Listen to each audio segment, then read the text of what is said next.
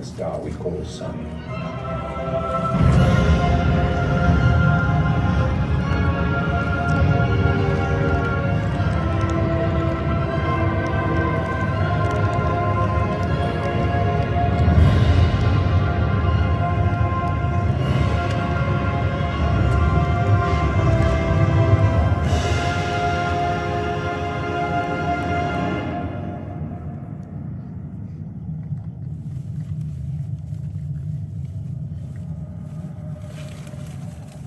It is almost midwinter in Ireland.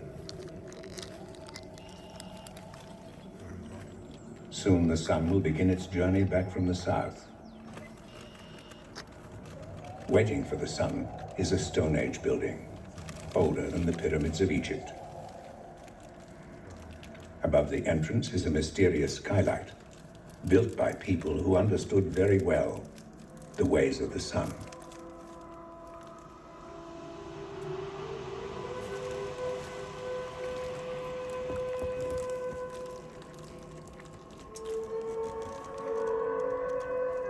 Sunrise on the shortest day of the year, the winter solstice. On that day, the first rays of the sunrise spear through the skylight and down a perfectly aligned passageway to penetrate to the room at the core of the structure, to mark almost magically, but with great precision, the beginning of a new year.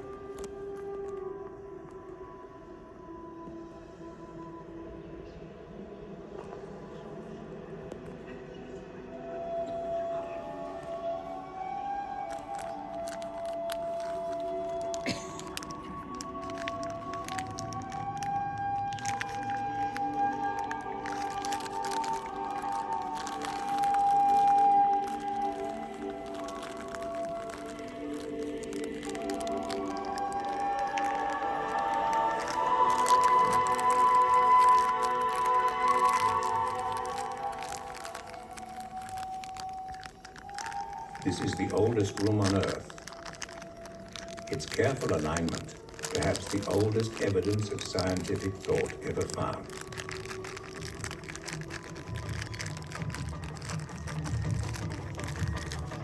Our sun is a star, one of billions.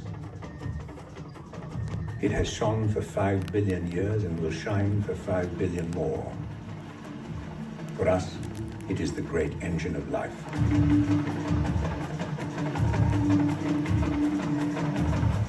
If you are near the pole, the summer days never end. The sun shines through midnight and new days are born out of days that never ended. There you can almost feel the earth rolling around beneath the sky.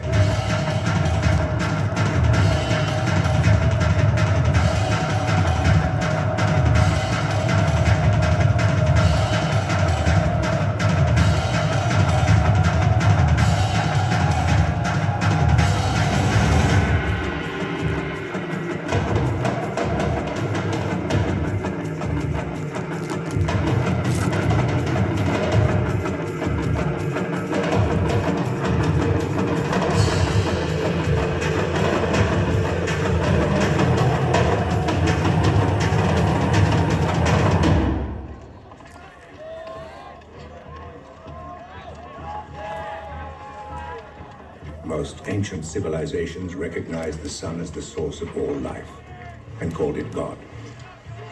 They observed it with care, sometimes setting up stone markers to send that knowledge through time. The one sure prediction in an unpredictable world: the sun sets, but the sun also rises.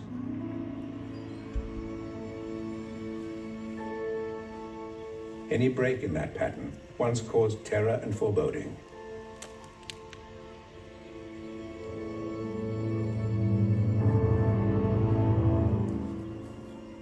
The sun is 400 times bigger than the moon. But the moon is 400 times closer. So on those rare occasions when the moon passes exactly between us and the sun, the disk of the moon exactly covers the disk of the sun.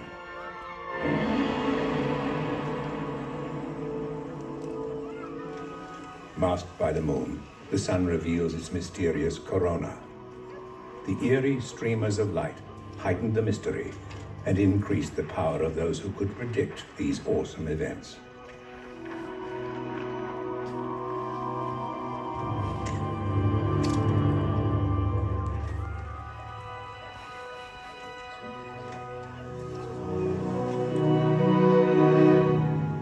We have the eclipse records kept by the astronomer priests of ancient Babylon. They are so accurate that scientists today use them to correct computer programs.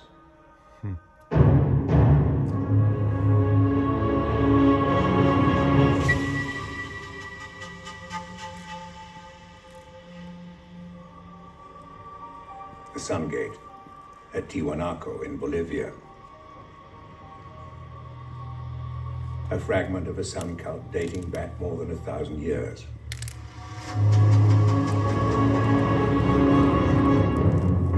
Nearby, high in the Andes, is Lake Titicaca. And in the center of the lake, the island of the sun. On this island, this rocky hill was once plated in Inca gold. Here, the sun god anointed the first Inca and sent him north through the Andes to create an empire that grew to be as big as Europe, with many dazzling cities, among them the lost city of Machu Picchu.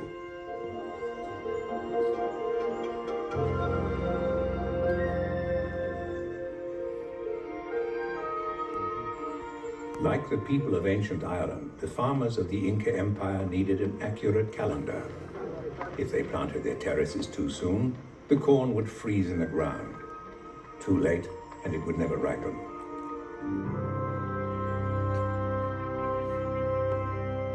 There is one building at Machu Picchu that is like no other. The Torreon. Its curved wall is pierced by an opening that is so aligned that it will project the first rays of the midwinter sunrise precisely to the edge of a carved rock, and so mark the first day of the Inca year.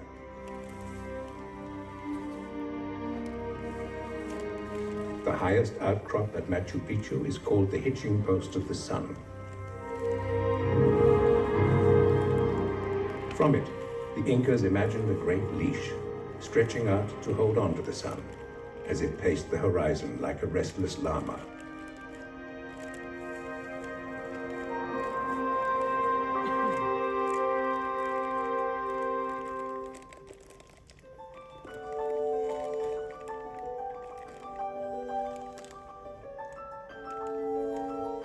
The ancient Greeks imagined the sun as a god who drove his chariot across the sky.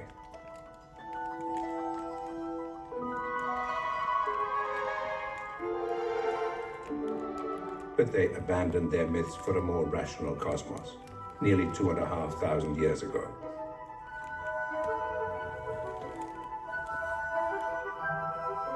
Aristotle taught that the world was round, and theorized that the sun and planets must be carried through space embedded in crystal spheres that were nested around the Earth like Russian dolls. He assumed that the Earth was at the center of the universe, misleading astronomers for centuries. By then, the all-powerful Church had placed God in Aristotle's seventh heaven.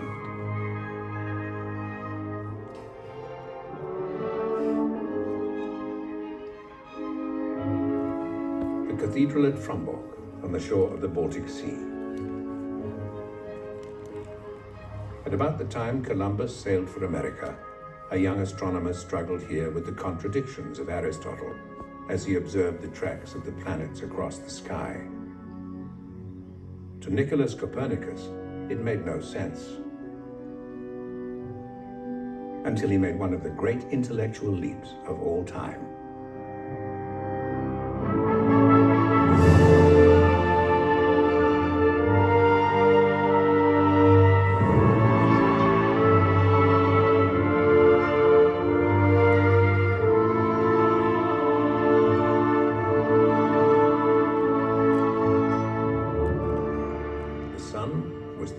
Of a system, the Earth merely one of its planets. It was a cosmos awesome enough for one of humanity's great minds Galileo Galilei. Galileo was the first person to point a telescope at the stars. He saw that Copernicus was right. Galileo found that the sun was not the flawless orb required by dogma. It was as spotty as a teenager.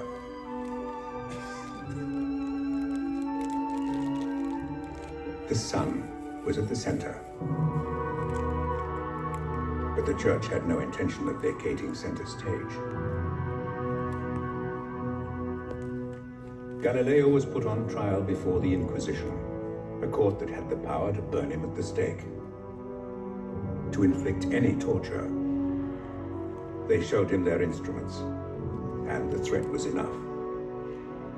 The most respected scientist of his day signed a confession that he knew was nonsense.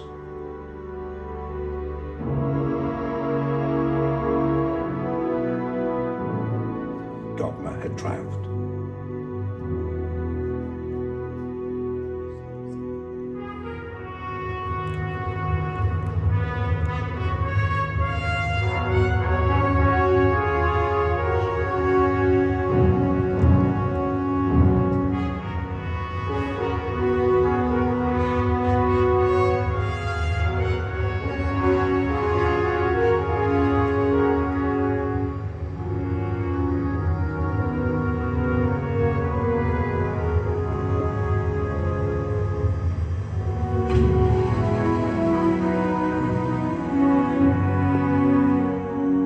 The cathedrals of the New Age were the cathedrals of science. And new instruments were built, not for torture, but to find new galaxies, to peer into the heart of the sun.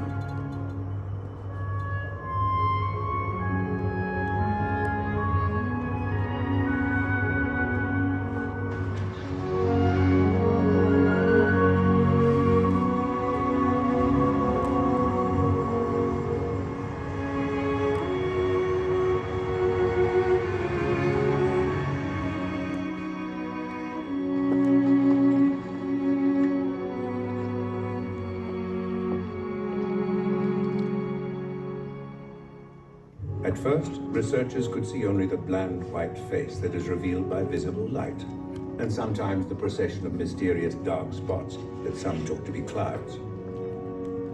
The Earth's atmosphere clouded and distorted the image. But in time, the great solar telescopes like Big Bear in California blew away the notion of a placid, unchanging sun.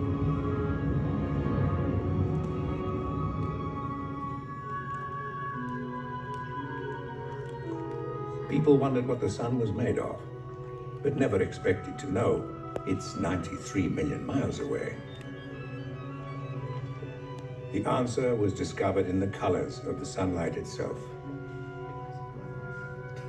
As each element burns, it consumes its own distinctive color, writes its own signature in a dark line across the spectrum.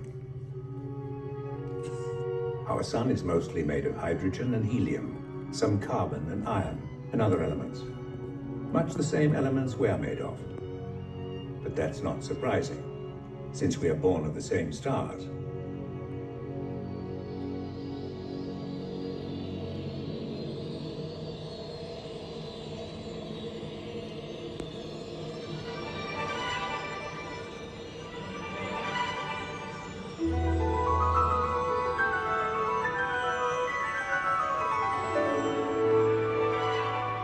There had been hundreds of stories and theories to explain the aurora.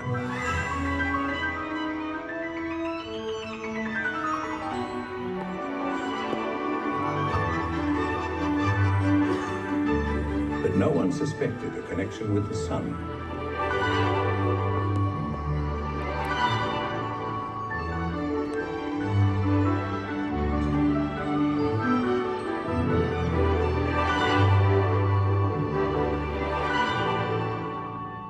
Eccentric Norwegian scientist Christian Birkeland built his own world in a glass box, electrified his model Earth with its own magnetic field, and showed how electrons from the sun could ignite earthly auroras.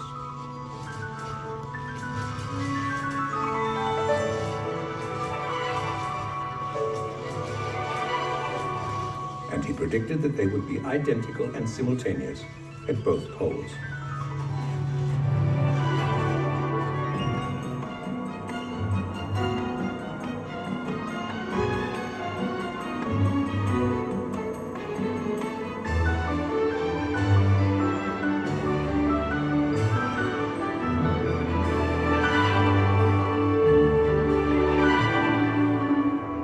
Was right. But proof of his theories and so much else had to wait until we could step into space.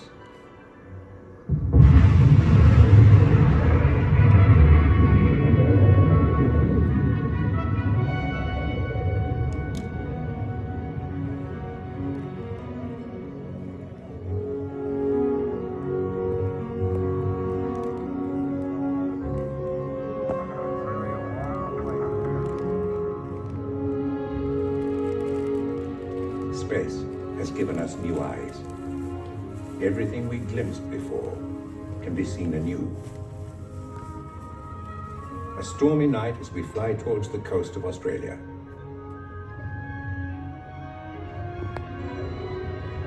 We're heading south, out over the Southern Ocean, towards Antarctica.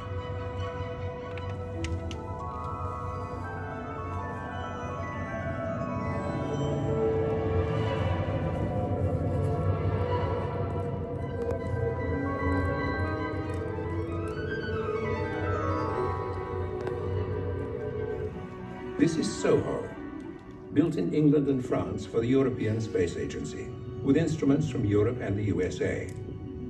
It was launched by NASA and parked 1 million miles from Earth, at a point where the gravity of the Earth exactly balances the gravity of the Sun. Soho shows us the Sun as we've never seen it before.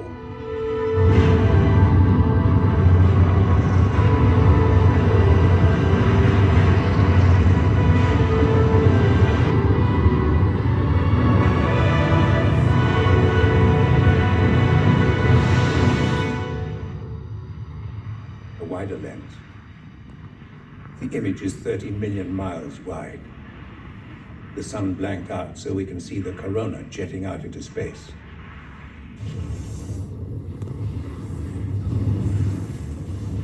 Here the two images are combined. Billions of tons of particles fired into space at 1 million miles an hour. Sometimes directly at our Earth.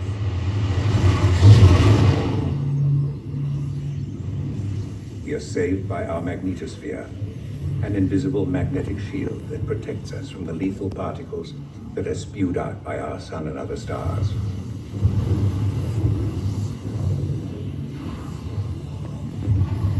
This solar storm pushed the edge of our magnetosphere twice as close to Earth as usual, disabling satellites, wiping out radio communications worldwide, and sending voltages soaring dangerously in everything from power transformers to oil pipelines.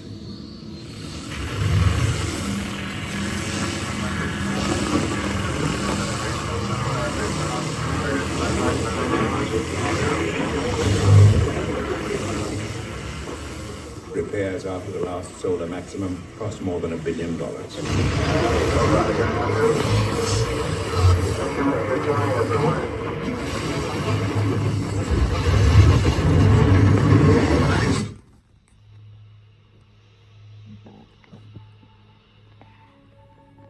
A century ago, space storms could pass unnoticed.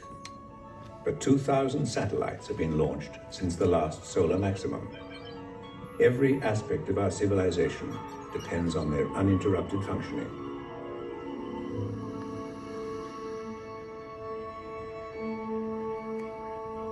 Sunstorms can kill satellites. They can also kill astronauts.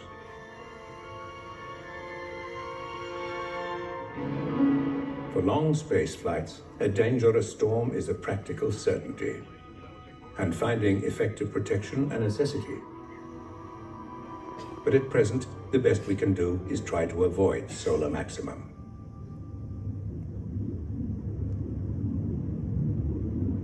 The Sun has north and south magnetic poles, just like the Earth. But every 11 years, those poles reverse with unimaginable violence.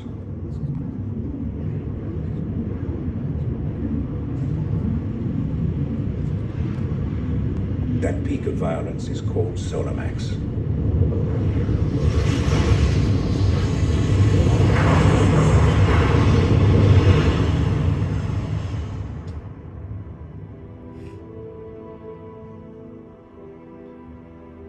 The 11-year cycles can change, even vanish completely.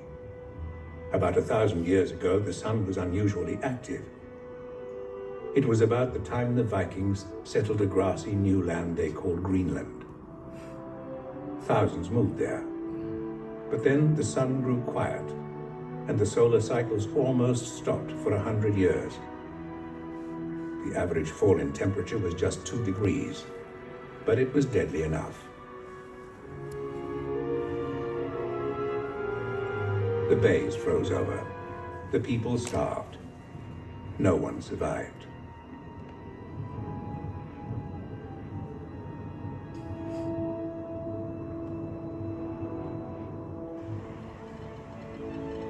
Recently, scientists have found that suns like ours normally produce a super flare about once every century.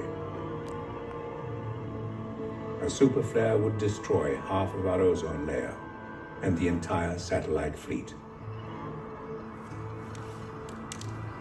We are fortunate that our sun seems to be much more stable than most other suns.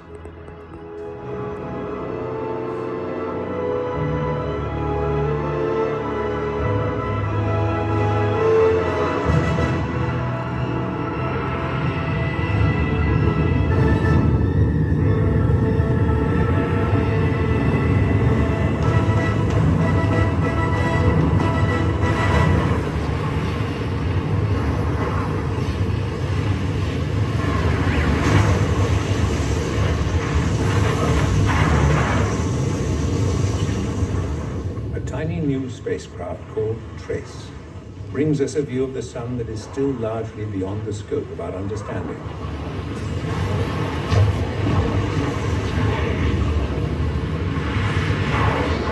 Magnetic field lines burst through the surface to unleash in seconds as much energy as the world uses in 1,000,000 years.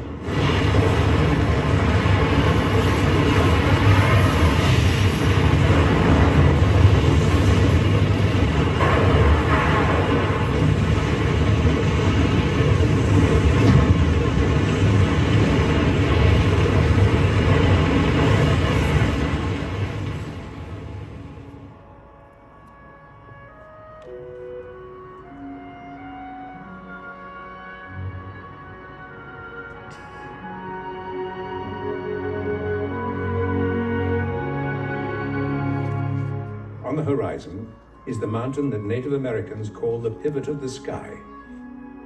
This is Kitt Peak in Arizona, site of the National Solar Observatory.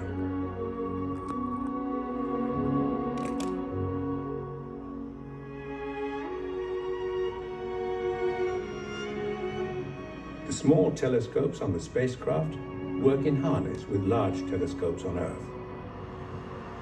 The combination produces results that are much more valuable than any of them could obtain alone. This is what we call the surface of the sun, the layer revealed by visible light. Embedded in it are 2 sunspots, each big enough to swallow the Earth.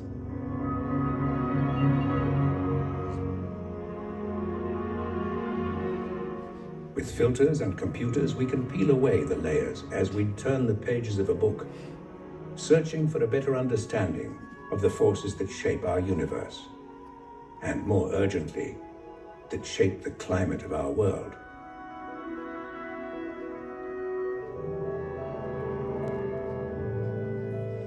We urgently need to know more. So an international solar terrestrial program was devised, linking satellites and a chain of observatories to create one great observatory.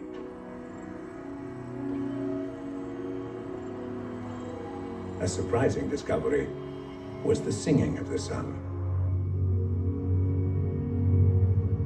As the sun hums to itself, 1,000,000 pure tones change as they resonate through the plasma, revealing to us tides and currents far below.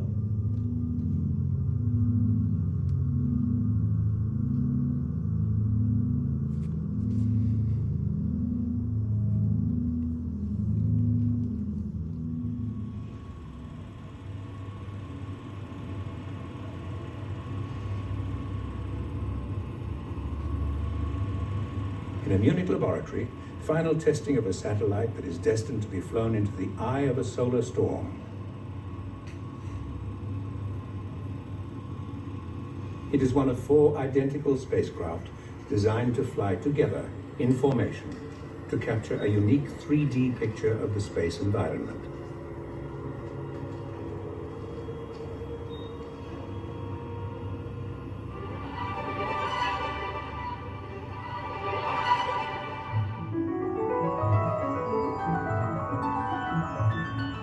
The formation encloses a pyramid of space and monitors everything that happens inside that space.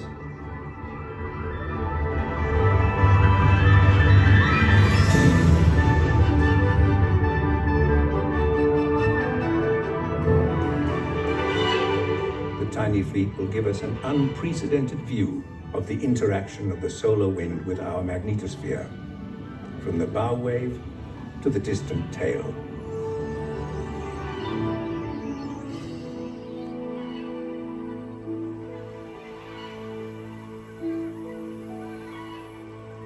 As the millennium approached, everything was in place to make the solar max of 2001 a milestone in our search for understanding of the sun.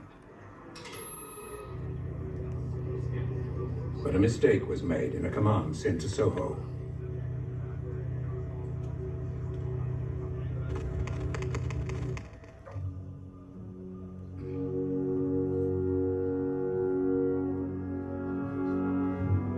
In a split second, Soho went from being the flagship of a space fleet to a useless piece of frozen junk.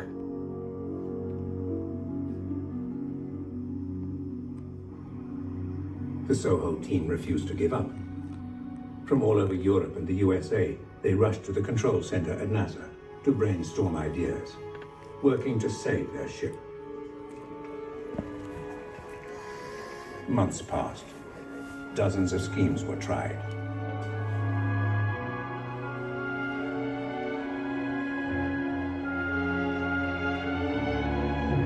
It was like trying to raise a submarine with a fishing line.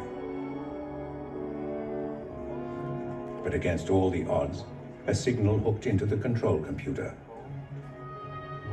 Delicately, painstakingly, tiny surges of solar power thawed out fuel for the thrusters. Incredibly, the whole array of critical instruments proved tough enough to survive being frozen solid for 3 months.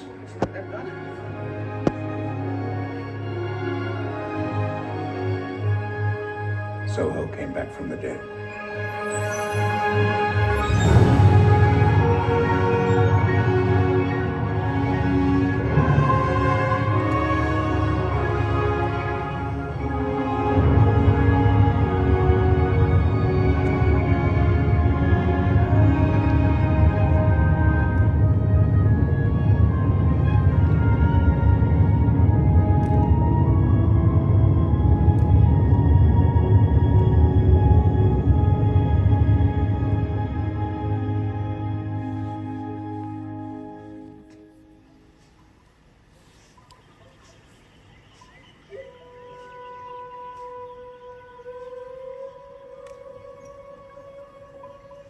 In a nation where land is at a premium, 15,000 acres of virgin forest preserve the shrine at Ise. It is Japan's most sacred shrine, the shrine of the sun goddess. And every year, the emperor pays his respects. No one but the emperor and the closest members of his family can enter the inner shrine. It was the sun goddess herself who appointed the first emperor of Japan. So even today, one of the world's most advanced nations still has a sun king.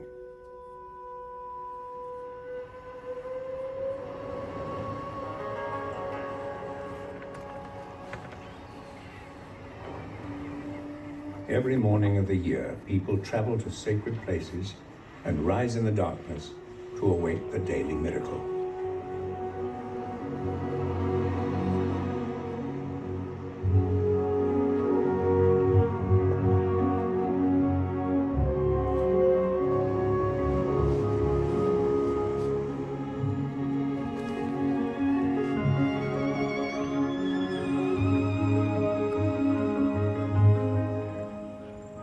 Every sunrise brings hope.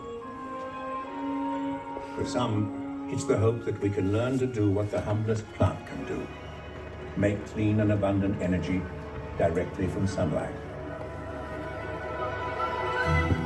This aircraft is on its way to an altitude of more than 80,000 feet, twice as high as a jumbo jet. It is powered only by sunlight. It set a new world record and poses a new challenge.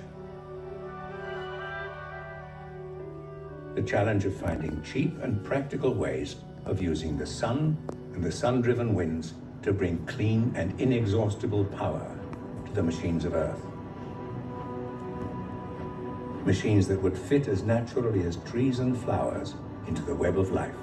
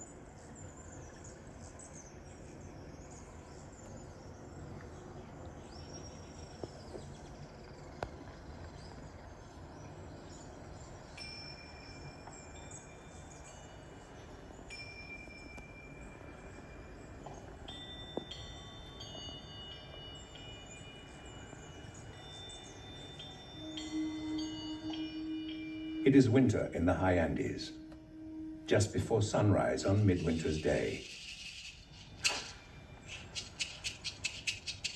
The first day of the Inca calendar, and by some counts, the first day of a new millennium.